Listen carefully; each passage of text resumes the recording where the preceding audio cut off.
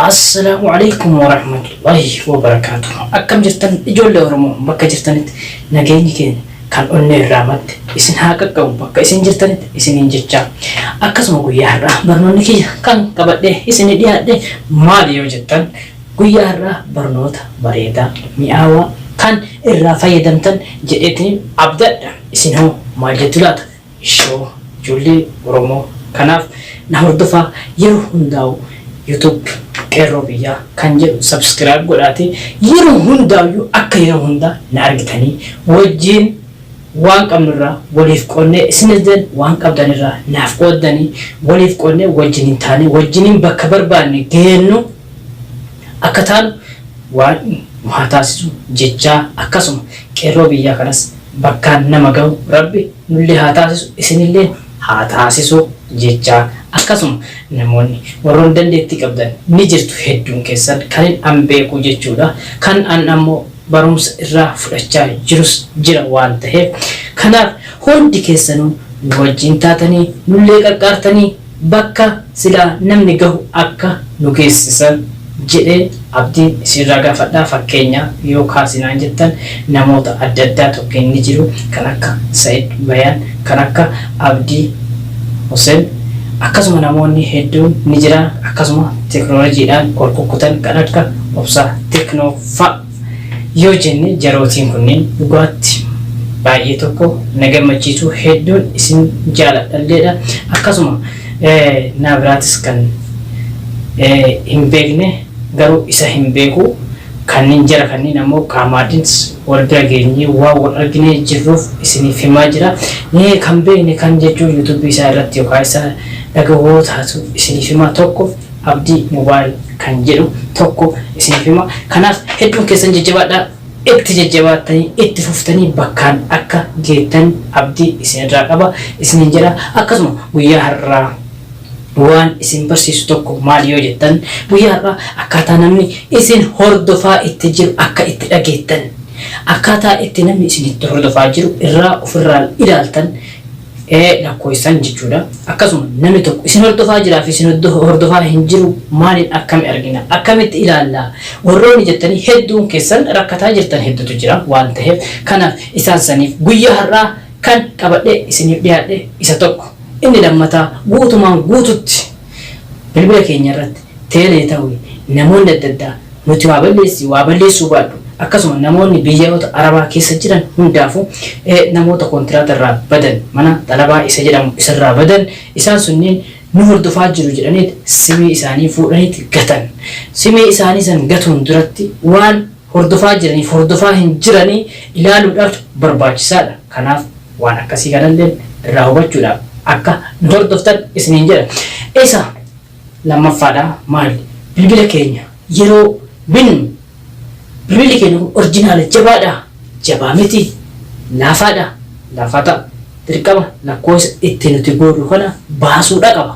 Yoo isa hin baafne kan duraa sanii miti akka duraan isin ilaaltan sanii miti kan duraa sanii miti haaraatti kan biraatu isiniif dhufee argame abbaan kaampaaniitis baasee tiniin fide jechuudha. Kanaaf mee an guyyaa har'aa waa'ee isaa isirraa isin barsiisaa akka na hordoftan fuula kanarratti isiniin jedha. Kanaaf jajjabaadhaa. Akkasuma Qeerroo Biyyaa subscribe gochuu hin dagatinaa isiniin jedha. Obboleeyyan kiyya kun hadaraa kiyya jidduu keessan irra isinirra kaadhu jajjabaattanii ammoo waan nuti sheer goone isinitti hin geenyu kana isinillee sheer gootanii hiriyoota keessan hundaan gahuudhaaf abdii isinirraa qaba. Mootiiree ijoollee Oromoo hundi keessanuu jajjabaadhaa isiniin jedha. Kanaaf an gara barnootaa isin dabarsaa jabaattanii akka na hordoftanii booddeessanii immoo barattanii namoonni tokko keessaafuu warroonni jaarsaaf jaartii bilbila isaanii walirratti hidhaniit yoo kun jaarsi bilbilu jaartitu kaasa yoo jaarsi bilbile jaartiin bilbiltu jaarsatu kaasa. Bilbilli kun yeroo hedduu waan baay'ee rakkoo hedduu jira. Kanaaf an saniif osoo hin taane jaarsaaf jaartiin akkamitti akka wal eegan addaan dhooggoo osoo hin taane garuuyyuu an dhaa'iba baratanii fi waan biraa isinitti fakkaate shakkii biraa mataa keessaa hin qabaatina. Kanaaf na hordofaa isiniin jedha. Amma gama barnootaatitti aannaa gama barnootaatitti hoggaa naannoo barnoota keenya kan guyyaa har'aa osoo seeniin hin duratti Qeerroo Biyyaa ka jedhu subscribe gochuu qabdan jedheetiniin abdii isin irra kaayadha.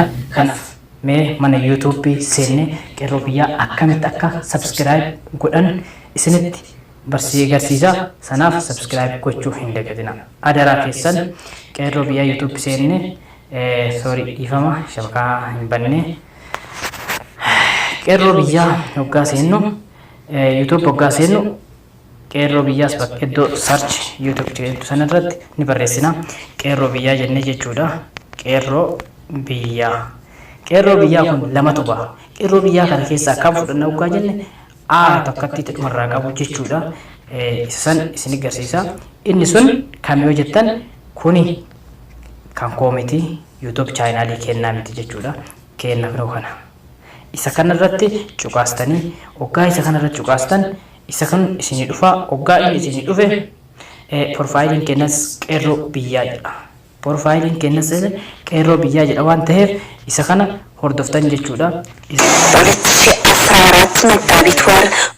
Isa san hordofuudhaaf dhiifama garuu sagaleen isin dhagahamuudhaaf isa san hordofuudhaaf maal gootuu qabdan inni kun profiling kenna kun kana in argitan jedheetiin yaada. Isa kana jechuudha. Subscribe gootanii subscribe hoggaa gootan kana gootanii subscribe hoggaa gootan subscribing keessan hoggaa diimatee diimaa irraa gurraacha kanatti deebi'e afootanatti iddoo kana kinoo iddoo kanatti wanti akka bilbilaa yookaan fi bilbila wanta tokkotti warii irratti godhanii tokkotti baati waan ta'eef isiisan cuqaastaniitiin bira tartan isiniin jedha. Kanaaf hubannaa guddoo yoo jabeessitan wanti isin hin baranne tokkumaa hin jiru guutuutu jechuudha. Guutuutu teknoolojii guddatee jira badhatee jira akka duriitiin miti. Amma namni hunduyyuu harka isaatiin fayyadamee harka isaatiin waan barbaade dalaguu danda'a jechuudha. Iddoo mana barumsaa dhaqaa hin jirtu harka kan keetitti akka uummanni kun baatte harkuma keenya irratti waan feene fayyadamnaa jechuudha. Amma mee gama barnoota keenya haa deemnu isiniin jedha kan guyyaa har'aa dhiifama garuu waan biraa oduu biraa keessa isin haasuudhaaf. Kanaaf mee barnoota keenya irraa maal wanti ati nu barsiisu hedduu jettanii yookaan kan daddaftanii ilaalaa jirtan jiraachuu danda'a jedha. Kanaaf mee iddoo nuti seennee ilaalu maal yoo jenne foon ka jedhu iddoo bilbilaa jechuudha. Akkanaa bilbilootitti ilaaltan jechuudha. Dhiifama garuu koodiin kan koodii kun waan isin irra ilaalchisu hin jiru jechuudha. Maaf koodii itti goote jettaniitiin dafee akka nutti qabsiisu jettanii kun dhuunfaa kooti waan dhuunfaa kooti yoo barsiise jettan garuu isallee isin barsiisa yoo gaafii gaafattan jechuudha. Kanaaf akkaataa nuti itti ilaalu lakkoofsa tokko namni nurraa fayyadamaa jiraatu nurraa xalafateetiin waan nuti haasofnu waan nuti dubbannu hunda dhagahaa jira yoo ka jettan taate akka dhagahaa hin jirre ammoo isin agarsiisa jechuudha. Kanaaf jalqabarraa hamma dhumaatitti hordofaa jalqabarraa hamma xumuraatitti garuu hin dogongorinaa yoo ilaaltan jechuudha. Kanaaf mee gama barnootaatitti deemna. Tokkoffaa maal jennee itti seenna urjii jenna. Ergas booda maslaalee goonaa. Maslaaliin booda maal goona? 61 jennee barreessina. 61 booda hoggaa barreessinu maslaaliitti deebina. Maslaalii kana hoggaa barreessine maaltu nu ba'a jenne hin bilbilaa akkanaa bilbilootitti okee dhoyina jechuudha. Okee kana hoggaa dhoyine maaltu nu ba'a? Inni ilaallaa walumaan na eegaa haa dhiifama garuu isin himee jira. Mee maaltu bahee barreeffama kana dubbisadhaa hamma dhumaatitti wanta hundarraayyuu hin hidhamne jechuudha. Kiyyaa kun amma akka kiyyaatitti yoo ilaala sagalee ta'e daataa ta'e faaksii ta'e SMS ta'e saayinsii ta'e saayinsii ta'e wanta hunda irraayyuu hin hidhamne jechuudha. Kan koo kun jechuudha. Akkasuma ammas bilbila tokko kan hidhamu jira. Daayivert godhameetiin daayivertii sanitti fayyadamu hedduutu jira jechuudha. Mee daayivertii sana akkamitti ilaallaa jettan daayivertii kan jedhamu warroota daayivert godhamuuf isa san akkam yoo jettan na gaafattaniif isalleen kun gaafii malaastutti isallee harkuma kennaan deebifnu jechuudha. Mee maslaalii yeroo lama goona. Maslaalii yeroo lama hoggaa goonu hin dogongorina. Maslaalii hoggaa lama goone duwwaa jennaan ammallee dhumti hoo maali lama jennaan ammas lakkoofsi kun isiniifis haaraa ta'uu danda'a beekaa. Duwwaa maslaalii jenne urjiin hin galu beekaa amma kana keessatti lama jenne duwwaa jenne dhiifama duwwaa jenne lama itti goona. Ergas booda maal goona maslaalima goona. Ammas akkam goona inni bilbilla jechuudha. Hoggaa bilbilla jenne hoo maal ta'a jettan ni ilaalla kaa waan inni nu bahu walumaan inni anillee rakkoo keessan barataadha. Kanaaf waggaa gadiidhaan qol horuun ol jedha kunuun. Kanaaf hundi isaatu iyyuu wanti hidhame hin jiru jechuudha kun. Sigalee yoo kana hin ta'in yoo rakkoo isa wayii isinii baasee forwarding kan yoo jiru taate qol forwarding kan kun yoo jiraatu taate hidhamee jira bilbilli sun nagaa hin qabu dhibee qabaa jechuudha. Kanaaf mee gaafii yoo qabaattan wanta jalannaa barreessaa isiniin jedha. Kanaaf amma mee kan dhumaa mee bilbila akkamitti yeroo binnu kanaaf bilbila kana orjinaala ta'uu qabu isaa addaan laaltanii hubachuudhaaf maal isin barsiisa bilbilli kun Samsung Android ta'uu qaba jechuudha. Bilbilli kun Samsung Android yoo ta'e kan biraa keessa hin jiru. iPhone keessa hin jiru. iPad keessa hin jiru. Bilbila Samsung Android jedhu qofa. Kanaaf isa ilaaluudhaaf akkamitti yeroo binnu ilaallaa yoo jettan taate jechuudha. Kanaaf urjii ni goona. Urjii fi maslaalii goone sana booda maal goona? Torba sadi jenna. Ergas booda hoo maal goona? Shan sadi jenna ammallee. Torba sadi shan sadi urjii goone maslaalii goone torba sadi shan sadi jenne amma yoo lakkoofsa dhumaa tuqe keessa dhaqa iddoo nu garsiisan dhaqa jechuudha. Akka hin daganneef maslaalii dhumti isaa maslaalii tuqna. Hoggaa maslaalii tuqne hundi isaatu asitti bahee jira. Jalqabaarraa tokkoffaa irraa hanga 12 yoo kun isin hin baane yoo kan hin baafne taate bilbilli isin bittan sun gonkumaa orjinaalaa miti jechuudha. Bituu hin qabdan. Garuu abbaa yoo barbaade ana nan galchu. Ana nan galchu. Garuu isin bituu hin qabdan jedha akka kiyyatti yoo orjinaal hin taane jechuudha. Kanaaf isin kana maal gochuu qabdan dursanii ilaaluudhaaf sagalee bilbilli kun jalqaba bilbilachuunis bilbilee bidnee bitire jalqabni tokko ka jedhamu sammaa yookaan irfoonii gurrarraa ittiin haasamu gurratti dhageessisan dhageessamu hin dhageessisu ilaaluudhaaf tokkoffaatuudha. Dhagaa hartanii bile isa kana jechuudha. Kan lammaffaa sagalee jedhu sanii bilbilli kun dalagaa fi dalaguu isaan laalla jechuudha. Mee dhagahamaa jira. Ispiikarii guddicha laaluuf hoo